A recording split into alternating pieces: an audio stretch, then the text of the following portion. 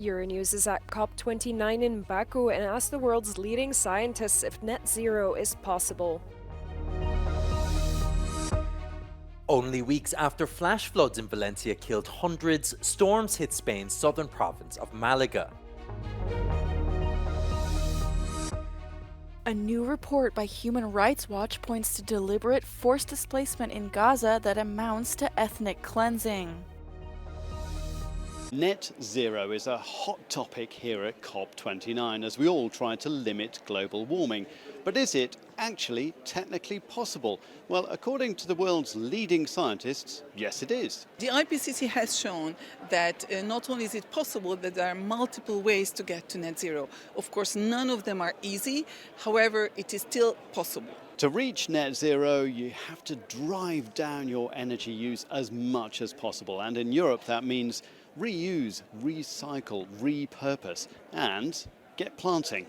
Urban trees, for example, already urban trees capture 7 gigatons of carbon dioxide altogether, and every year an additional 400 megatons. So our cities would really benefit from much more big trees and infrastructure. They also bring down energy use. They also help with adaptation, with mental health, better livable cities, increasing property values. Existing technology means that the buildings in those tree-filled cities can be retrofitted so that they become energy producers rather than energy consumers. But there are many sectors, such as petrochemicals, steel and cement, where it's impossible to operate without emitting CO2 into the atmosphere. So they're going to need to capture that carbon. And carbon capture technologies are proving expensive and difficult to scale. So are there any innovations that can fix it? I believe that we can become carbon neutral in our world by renewable energies, energy efficiency, all the solutions that exist, but they are not implemented fast enough, which means that we will need, most probably, direct air capture, because we are not doing enough today, and we will need to pay this cost of inaction by putting a lot of money into direct air capture. The scientists and engineers are convinced that net zero is possible, and in many countries, including the EU, it's a legal obligation.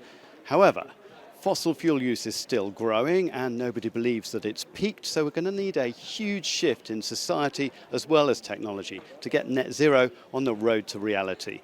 Jeremy Wilkes at COP29 in Azerbaijan for Euronews. Storms in Spain's southern province of Malaga caused school closures and train cancellations. 2 weeks after flash floods in Valencia and other parts of the country killed more than 220 people and destroyed thousands of homes. Streets in the area were flooded as thousands were moved from their houses as a preventative measure. There were no reports of any deaths. Experts say that drought and flood cycles are increasing with climate change. In response to the devastating floods in Spain, the European Parliament debated measures to strengthen the EU's resilience to extreme weather events and provide support to those impacted by the disaster. The debate focused on enhancing the EU's crisis response, particularly in regions increasingly vulnerable to climate-driven events.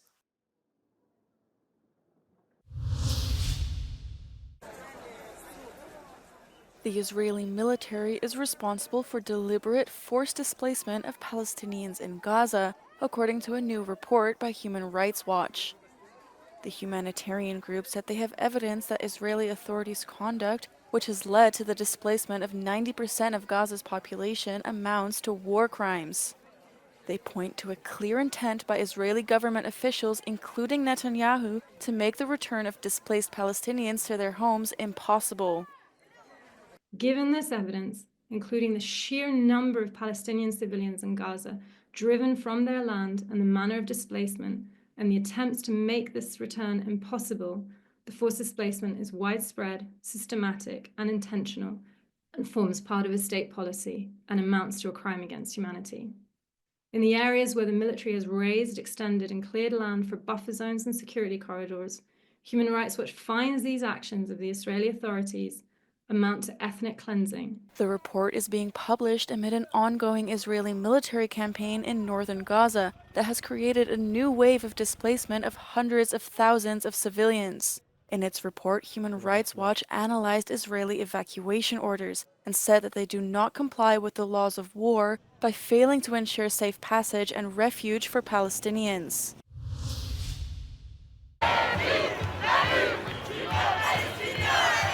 Protests erupted in Paris on Wednesday night against a controversial gala organized by Israel's far right. The event, held in a secret location, intended to raise money for Israel. It advertised guests such as the Israeli finance minister Bezalel Smotrich, known for his extreme positions on Gaza, who ended up canceling his trip to Paris. The demonstration was organized by multiple pro-Palestinian groups and the hard-left France Unbowed Party. C'est suite au gala de Israel Forever, moi je dirais plutôt Aurore Israël, car on invite des gens qui ont tenu des propos qui incitent à la haine raciale et au-delà de ça, qui déshumanisent, c'est-à-dire pour parler concrètement, c'est-à-dire qui comparent des Palestiniens à des animaux. French authorities refused to cancel the event, claiming it posed no major threat to public order, further angering protesters and some left-wing politicians. C'est une véritable colère, parce qu'on a des gens qui, encore une fois, ici, au chaud, dans un salon doré, vont lever de l'argent qui va alimenter demain l'armée israélienne qui va massacrer des enfants en Palestine. C'est absolument inacceptable. Although the demonstration was relatively peaceful, a few stores such as McDonald's and Carrefour were vandalized. Tensions are at an all-time high as the gala was coincidentally held on the eve of a football match between Israel and France. Some are worried the game could lead to major clashes. De voir qu'il y a autant de forces de l'ordre pour cet événement, ça me fait un peu peur pour la tenue non violente des mobilisations qui vont se jouer contre. A total of 4,000 police officers will be mobilized for the football game on Thursday evening in Paris. That's one police officer for every 5 attendees, a highly unusual number for such a sporting event.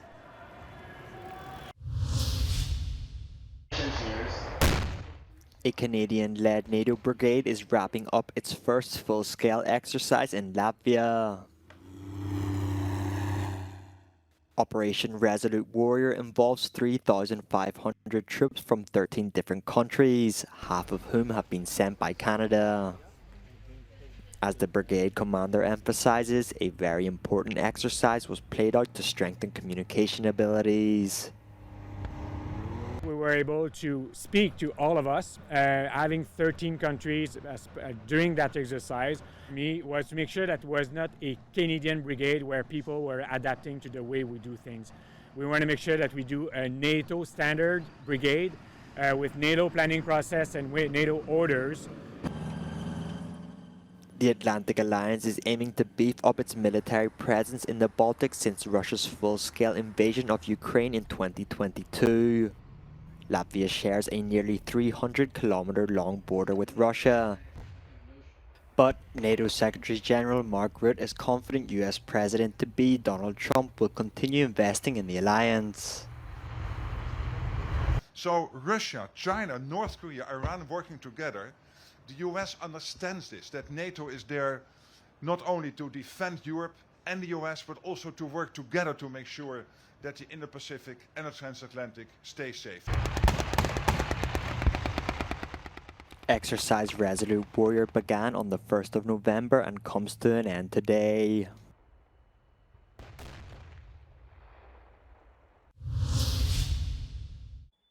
Local police had to intervene in the negotiations between the unions and the management of Audi Brussels on Wednesday.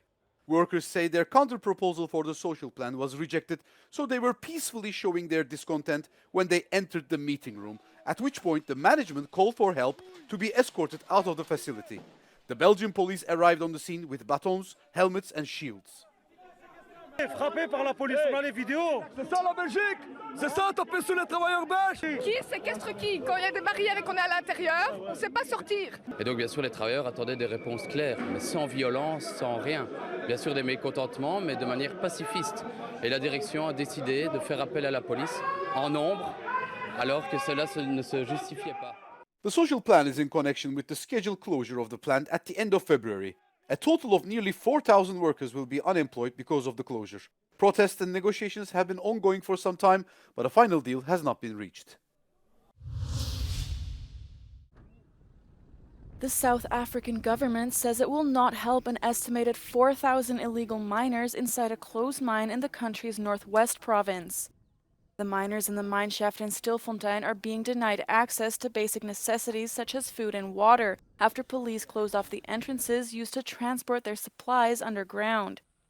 In the past few weeks, over 1,000 miners have surfaced at various mines in Northwest Province, with many reported to be weak, hungry, and sickly after going for weeks without basic supplies. The European Parliament debated the future of EU-US relations under the new Trump administration, considering how to address challenges as the EU seeks stable transatlantic relations. Poner impuestos de aduanas del 60% a todos los productos chinos. Esto en un mercado globalizado también nos afectaría a nosotros, porque los productos chinos que no irían a Estados Unidos podrían venir a Europa. Habla también de expulsar masivamente a inmigrantes, lo cual, aparte de las cuestiones morales y humanas, tendría también un efecto inflacionario. The US is Europe's most long-standing ally and its main security provider, with leaders across the political spectrum agreeing dialogue is paramount to survive Trump's America First mindset.